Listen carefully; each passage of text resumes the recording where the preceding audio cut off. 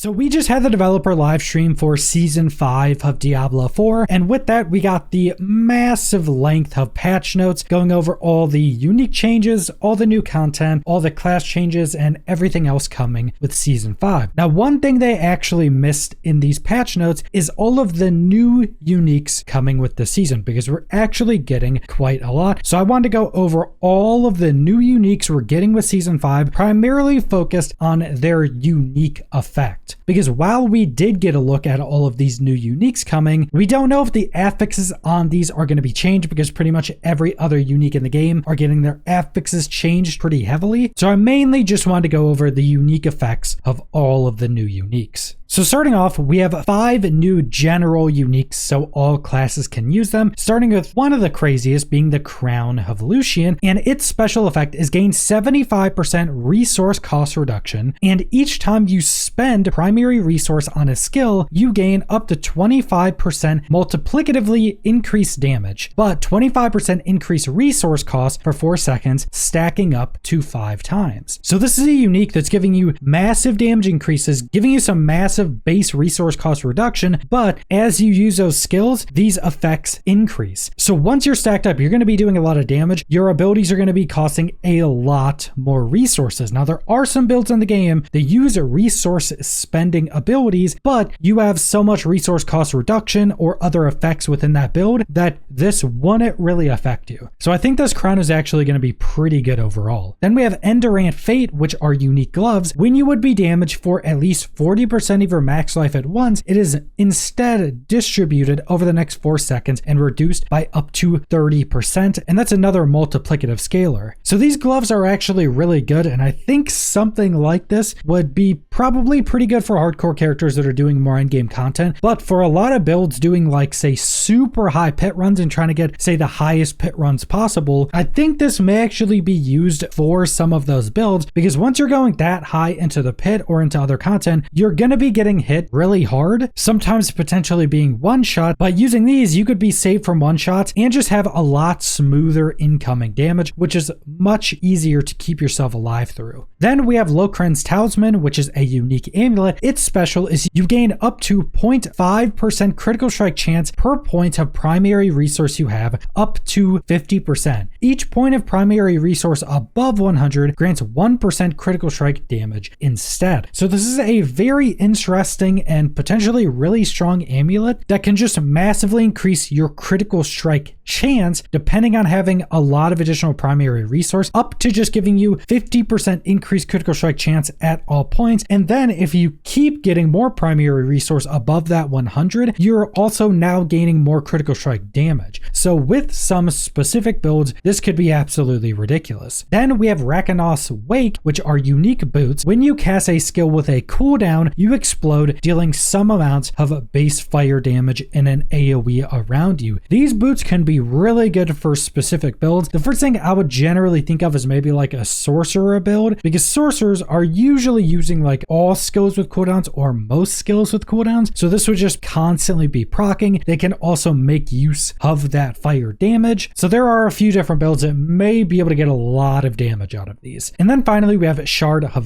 Verithiel, which is a unique sword. Basic skills deal up to 300% increased damage, but additionally cost 25 primary resource. And this is a multiplicative scaler. And this does sound like it can be really good on any build that can use basic skills, but I do think just because of what slot it's in, being a weapon, it seems that maybe only like barbarians would actually be able to use these. So the fact that it's a weapon and also a sword makes this unique pretty limited. And next up, we have the new class uniques, and every class is going to be getting 2 new uniques. So starting off, we have the Barbarian unique, starting with the Third Blade, which is a unique sword, and its special is your weapon mastery skills are now also core skills that have no cooldowns but cause fury, dealing up to 70% of normal damage. Their fury costs are reduced by 5 for any additional charges the skill would have had. And these type of effects, while kind of being a bit boring, are also interesting because they allow different skills to be used as core skills, which usually open up a lot of new build potential. It's kind of an easy way to allow for a bunch of new builds without making an effect that's super interesting but also super hard to balance. And then we have Unbroken Chain, which is an amulet. Casting Steel Grasp reduces Iron Maelstrom's cooldown by up to 10 seconds. Enemies damaged by Iron Maelstrom deal up to 30% less damage for 6 seconds. So a pretty interesting effect, being able to get Iron Maelstrom much quicker and have it up constantly. But I think one issue that this unique will come across is that while it does reduce damage enemies deal, which is really strong, it also doesn't have a damage increase. So this unique is just going to come down to, are these abilities going to do enough damage? And then next up, we have our new Druid uniques, starting with something a bit weird. So originally we got a look at some new unique gloves for the Druid called Bjornfang Tusks, with the unique effect that focuses on Cataclysm. But with the most recent Season 5 patch notes, it seems that these gloves have instead been changed into a new unique ring. And the first part of these unique gloves, which is Cataclysm's lightning strikes now prioritize enemies, has instead been baked into that skill at a baseline. Not only that, but Cataclysm's lightning strikes have actually been doubled in the rate that they actually proc. So it seems like this unique item has been pretty heavily changed, but primarily just changed into a ring. Now the really strong effect is that while Cataclysm is active, you gain unlimited spirit and deal up to 100% increased damage, and this is a multiplicative damage increase. So this unique is going to be absolutely absurd. Even looking past Cataclysm just getting a bunch of buffs baked into its skill at a base, this unique's effect is absurd. This will allow for a bunch of new builds just because you can slap on Cataclysm, slap on a few things to try to get Cataclysm to almost 100% uptime, and then you'll just have unlimited spirit and a massive multiplicative damage increase. So this can be absolutely absurd. And it really all depends on how often you'll be able to have Cataclysm up. But I think if you're going to be playing Druid, keep an eye out for this unique. I think this unique is going to be one of the strongest in the game. And then we have the Basilisk, which is a new unique staff. When you first hit an enemy with an Earth skill, petrify them for 3 seconds. Petrifying an enemy additionally deals some amount of base physical damage. Now, like I mentioned, these uniques have not been detailed in the patch notes fully yet, but I would be very surprised if this staff is not changed in some way. At bare minimum, I would expect the base damage that this deals to be massively buffed, because from PTR testing, this thing was like a damage reduction to use off of just other things that could be used in Earth builds. If this thing does get buffed and the base damage is really good, this could actually be really good in a lot of additional builds that don't need some specific thing on their weapon normally, because this is a two-handed weapon, so it takes up a very important slot, whether it be from other uniques or other legendary aspects. Being able to stun everything when you first hit them with an Earth skill is very good, and if it can do a lot of base damage, this could be really good just from this proc and just from using Petrify as an ultimate that would also deal a bunch of additional damage anytime you use it. So this one, again, really comes down to how much damage this is going to be dealing. And then next up, we have the Necromancer uniques, starting with Path of Tragul, which are unique boots. Bone Prism traps a larger area and fires up to 30 bone splinters at enemies trapped within. And it also increases your max essence by 2 for 10 seconds each time these bone splinters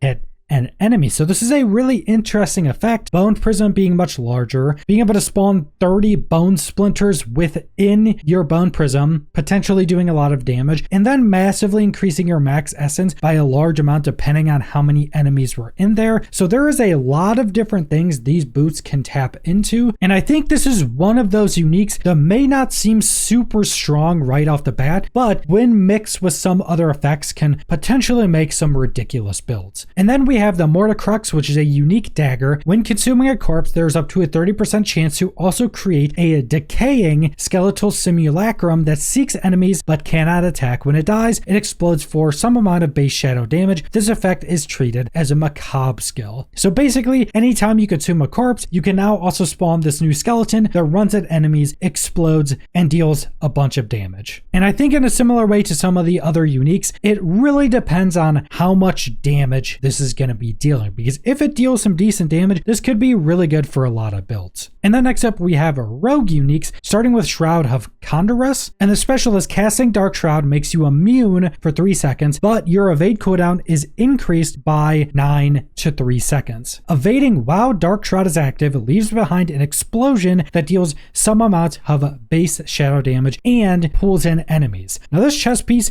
seems kind of overloaded with effects, because first off, your Dark Shroud now makes you immune for 3 seconds, so you're just immune to all damage, which is crazy. Your evade cooldown being increased isn't that crazy, because you can just get boots that reduce your evade cooldown when you just hit enemies, so you probably want that boot implicit mixed with this chest piece. But then evading while Dark Shroud is active does damage and pulls in all enemies, and if you have the mix of those boots with the implicit with this chest piece, you can just have a bunch of immune, and you can also just be constantly pulling in enemies. This chest piece seems absolutely ridiculous. And then we have the Umbra Crux, which is a unique dagger. Casting a subterfuge skill also spawns an enemy shade totem for up to 8 seconds. Any damage it takes is replicated to surrounding enemies at 30% effectiveness. You may have only 2 shade totems active at a time, and this damage counts as a trap skill. So the rogues seem to be eating good with interesting unique. So basically how this works is when you use a subterfuge skill, you spawn this little totem that you can attack for up to 8 seconds. It's sent out as AoE damage. You can have 2 totems up, so you could also stack 2 totems, hit it with a skill that pierces, and then that skill would pulse a certain amount of its damage in an AoE, which would technically be doubled, so it'd be 60% of its overall damage because you could hit both totems. So there could definitely be some pretty crazy interactions that I also think is much more useful when being on a rogue. I think a lot of other classes wouldn't have much use for this, but I think a rogue does have a lot more skills that are either a much smaller radius AoE attack or are just single target. And then finally, we have the Sorcerer, starting with one of the craziest uniques in the game, Actual Conduit, which are unique pants, and the special is Chain Lightning, alternates between orbiting you and seeking up to 3 enemies. When it returns, it drains 6 mana from you for each active Chain Lightning. After draining a total of 66 mana, this bolt explodes for some base lightning damage. Chain Lightning expires if you don't have enough mana for it to drain. Now, the description of this is confusing and doesn't really show you what it can actually do. So basically how this works is you send out chain lightnings, and those chain lightnings will come back to you and start orbiting you. And you can have a bunch of chain lightnings orbiting you if you have enough mana. And basically how this is working is when it's orbiting you, it's draining mana from you. And when it drains enough, it'll basically send it back out to explode, dealing more lightning damage. It'll also just be doing the normal chain lightning damage when it gets sent back out, and then it'll again come back to you. And this will keep happening with as many chain lightnings you can keep on yourself if they can keep draining mana from you. So if you run out of mana while one of these chain lightnings is orbiting you, it will go away. And I know that the developers were pretty excited about these, and they were kind of weak on the PTR,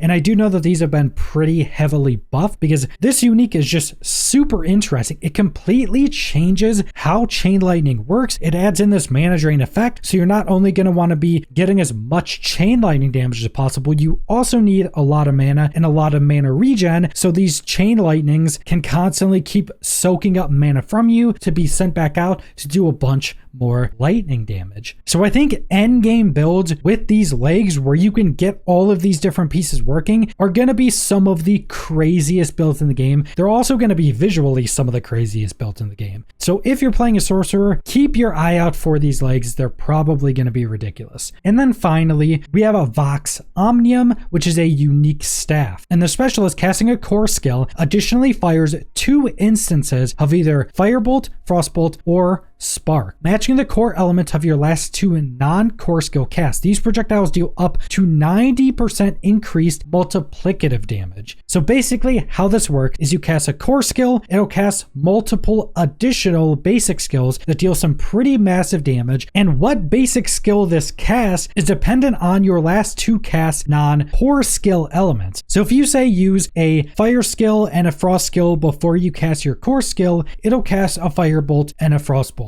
And I do think this staff seems strong enough just looking at its numbers to be usable in a handful of different builds. It's also just probably going to look really cool and feel pretty good to use because you're just spewing out a bunch of basic skills from using your core skills. So I think this one is also going to be pretty strong. But that's all of the new unique items we're getting with Season 5. And keep in mind, pretty much every other unique in the game is getting touched in some way for Season 5. So it's really going to feel like every unique is going to be in some way new for Season 5. There's going to be a lot of new builds. I think there's going to be a lot of really interesting builds as well. Even if it's not from one of these new uniques, it'll be from some of the unique changes for all of the other items. But that's all I want to go over. So thanks for watching.